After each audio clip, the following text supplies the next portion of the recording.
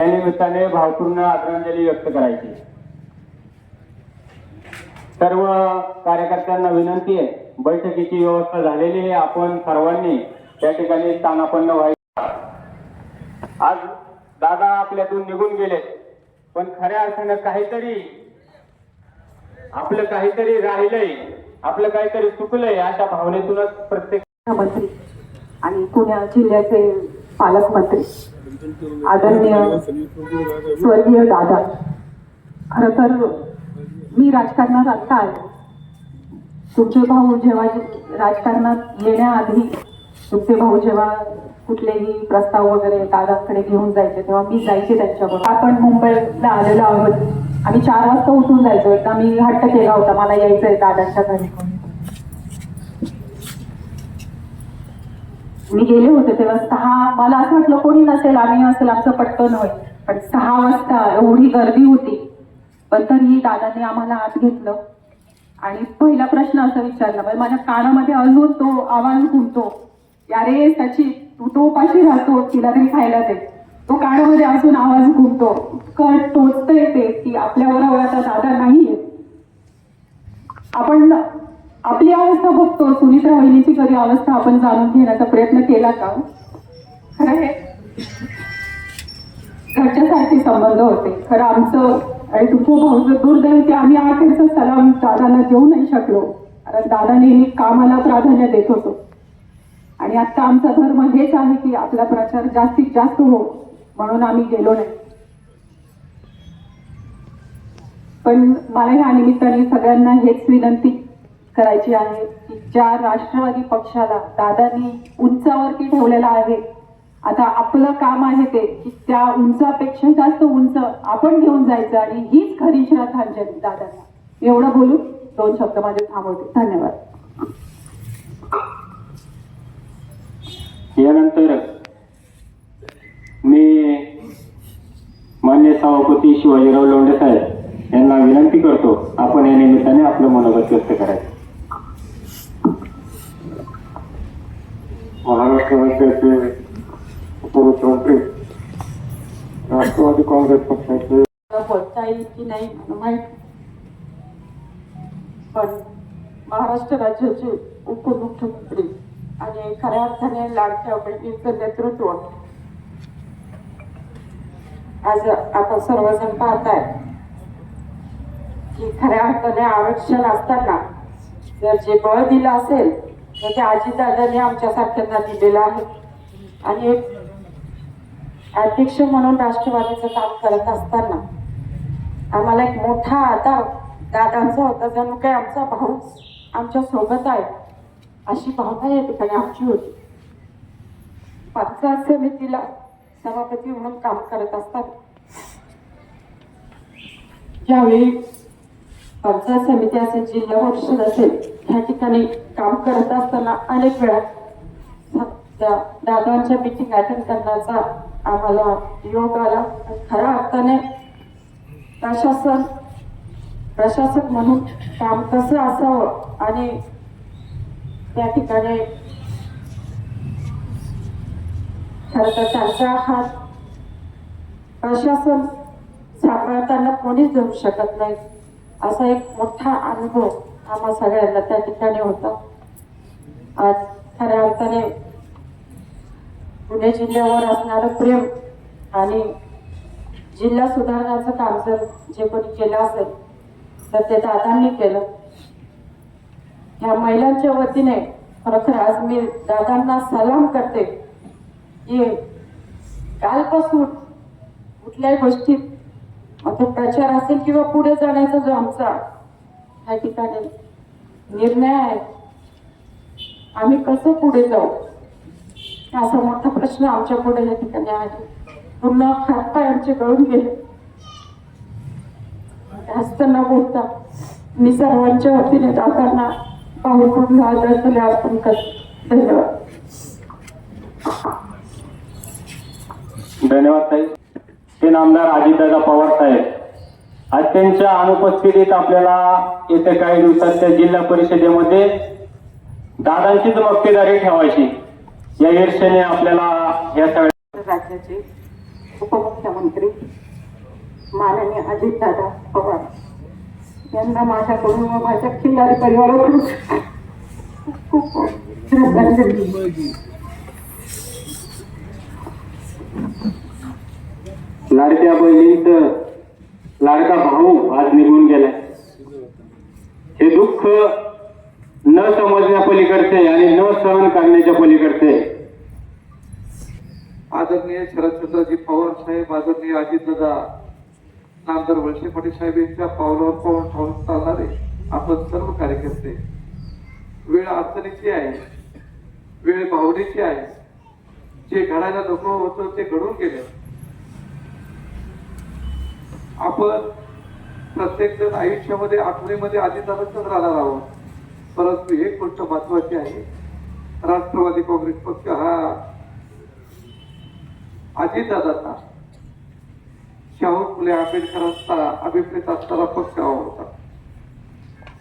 आंबेगाव तालुक्याच्या जडणघडणीचा जर इतिहास घेतला, कैलासवासी दत्तात्रय गोविंदराव वळसे पाटील दादा असतील, शरद पवार साहेब असतील, त्याच्यानंतर अजितदादा पवार साहेब असतील, नामदार वळसे पाटील साहेब असतील, 50 वर्षाच्या इतिहासामध्ये किंवा 50 वर्ष पाटील मागे गेल्यानंतर ही सतत जोडगोळी त्या ठिकाणी राहिलेली.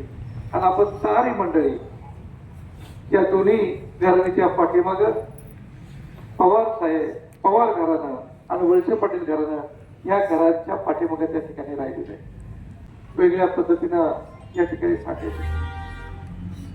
आज तर आपण इथं बसलोय आणि अजितदादा वरून जर आपल्याकडे बघता येत ना, अजितदादा जर म्हटले मी माझ्या सगळ्या लाडक्या बहिणींसाठी दर महिन्याला जे काही देत होतो ते कशासाठी देत होतो, त्यांच्या चेहऱ्यावर हास्य फुलावं, त्यांचे दिवस आनंदाचे जावे म्हणून मी त्या ठिकाणी मी भूमिका घेतली होती.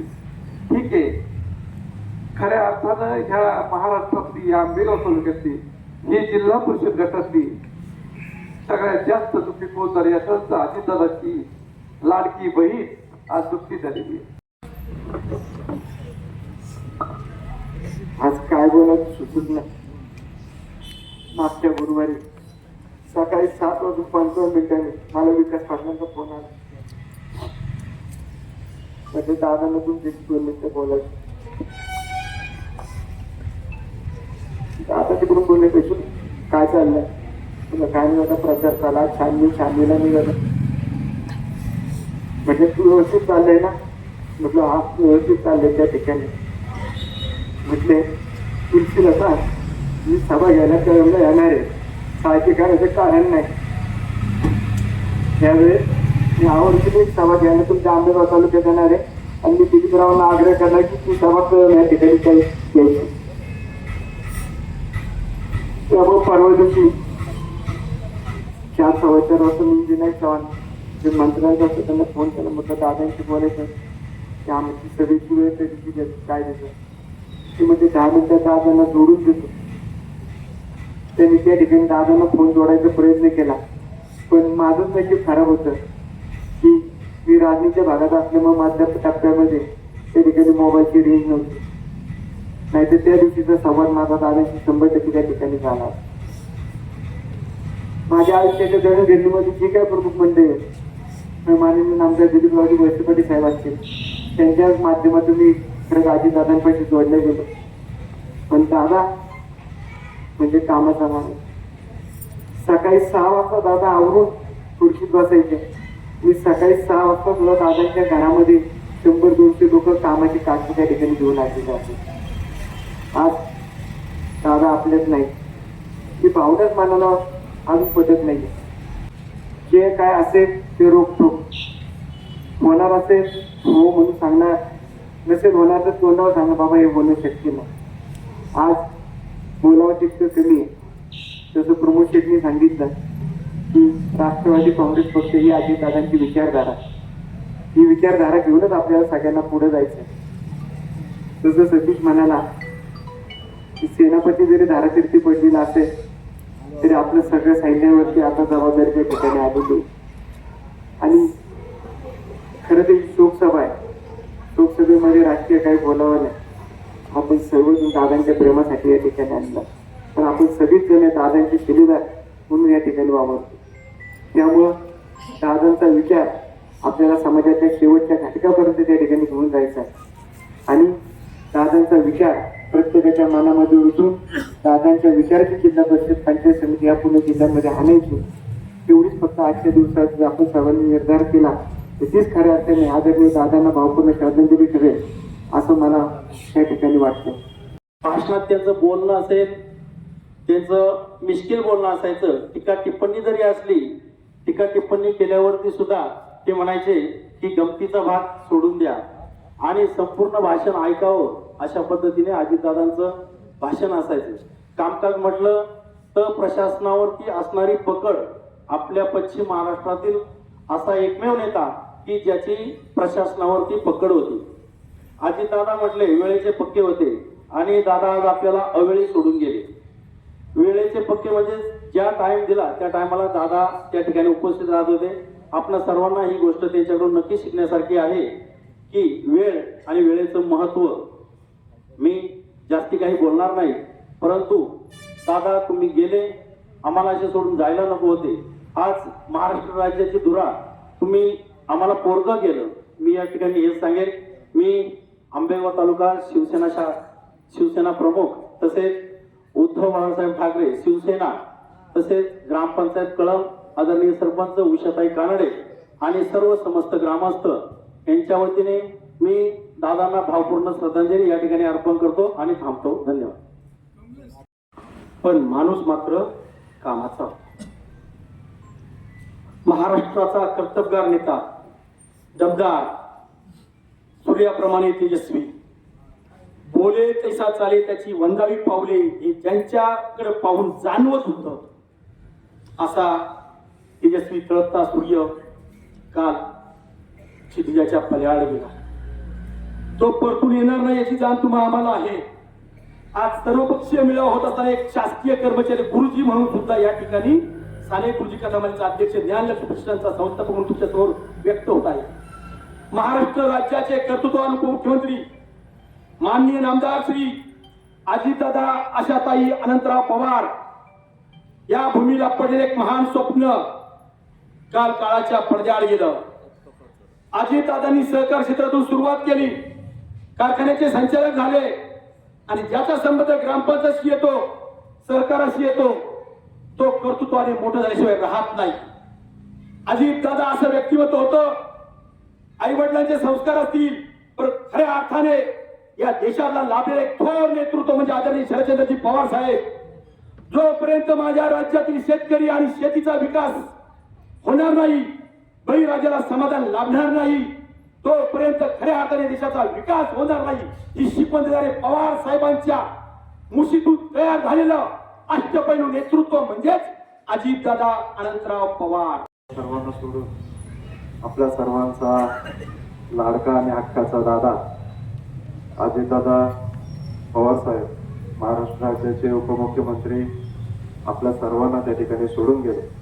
आणि त्या निमित्ताने आज कळंब चांडवली जिल्हा परिषद गटातील आपण सर्वच मंडळी मोठ्या संख्येने दादांना शोकसभा वाहण्यासाठी, त्यांना शेवटची आदरांजली वाहण्यासाठी या ठिकाणी मोठ्या संख्येने उपस्थित झालात. मी तुम्हा सर्वांचं मनापासून या ठिकाणी ऋण व्यक्त करतो. कोणालाही मेसेज न देता एक दादांच्या प्रेमाखातर आपण सर्वजण एवढ्या संख्येने उपस्थित झालेला आहात. खरं तर काल सकाळी नेहमीप्रमाणे दशक्रिया झाल्यानंतर मुलाला सोडायला जात असताना अचानक सचिन शेठचा फोन त्या ठिकाणी आला, बाबा अजितदादा गेले. मी सचिन शेठला म्हणलं अजितदादा गेले म्हणजे कुठे गेले? तर त्यांचं म्हणणं आलं का अजितदादा आपल्या सर्वांना सोडून त्या ठिकाणी निघून गेले. 5-10 मिनिटं म्हणणं शून्य झालं. काय करावं, काय बोलावं ते 10-15 मिनिटं न कळण्यासारखं झालं.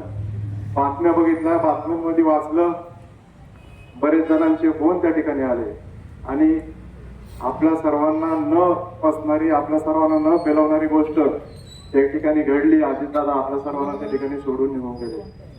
6 वेळा महाराष्ट्र राज्याचे उपमुख्यमंत्री पद ज्यांनी अत्यंत लिहिल्याप्रमाणे पेलवलं आणि खऱ्या अर्थाने महाराष्ट्राला कधी न लाभणारे मुख्यमंत्री अशा स्वरूपाची त्यांच्या मनात असेल किंवा प्रत्येकाच्या मनात त्या ठिकाणी होतं का दादानी एकदा तरी त्या ठिकाणी मुख्यमंत्री व्हावं, ही आज देखील प्रत्येकाच्या मनात त्या ठिकाणी सल आपल्या सर्वांना त्या ठिकाणी मनामध्ये राहिलेली आहे. ते दुःख महाराष्ट्र राज्य आणि राज्यातील असणाऱ्या सर्व जिल्ह्यांना दुःख या ठिकाणी होणं साहजिक आहे. काल सकाळी भीमाशंकर सहकारी कारखान्याचे चेअरमन बाळासाहेब भेंडे यांना मला सकाळी फोन झाला आणि फोन झाल्याच्या नंतर त्यांनी मला एकच सांगितलं का आज आपले जे दौरे आणि जे तालुक्यामध्ये लावलेले जे कार्यक्रम आहे ते सर्वचे सर्व कार्यक्रम आजच्या दिवशी ताबडतोब कॅन्सल करा. मला त्या ठिकाणी कळलंच नाही का अचानक असा कोणता निर्णय झाला तर जेणेकरून आजचे असलेले सर्व प्रचार दौरे आपल्याला कॅन्सल करावे लागत आहे. आणि मी नानाला विचारलं तर नक्की काय गोष्ट घडली, या सर्व गोष्टी आपल्याला कॅन्सल कराव्या लागत आहे. तर त्यांच्या मुखातून कोणताही शब्द बाहेर येत नव्हता. त्यांनी मला सांगितलं मला त्या ठिकाणी व्यक्त होता येत नाही, पण तू टीव्ही जर चालू केली तर त्या ठिकाणी तुला समजा नक्की आपल्या पक्षावरती आणि आपल्या सर्वांवरती काय शोक पसरले आहे. त्या ठिकाणी मी 2 मिनिटं शून्य झालं आणि टीव्ही लावल्याच्या नंतर समजलं तर आपल्या सर्वांचे लाडके दादा त्यांच्या विमानाचा त्या ठिकाणी अपघात झालाय आणि ते पुन्हा आपल्यातून सर्वातून निघून गेले आहे. दादांबरोबर काम करीत असताना जिल्ह्यामध्ये मी कार्यकारी काम करीत असताना अनेक वेळा दादांबरोबर त्या ठिकाणी मिटिंगांच्या निमित्ताने बैठकीच्या निमित्ताने त्या ठिकाणी बसण्याचा योग आला आणि सर्व तालुक्यातील आणि जिल्ह्यातील कार्यकर्त्यांना कसं मार्गदर्शन केलं पाहिजे, त्यांना कसं काम केलं पाहिजे आणि सर्व काम करीत असताना त्यांना युवक कार्यकर्त्यांना कशी ताकद दिली पाहिजे हे सर्व आम्ही दादांना त्या ठिकाणी जवळून पाहिलं.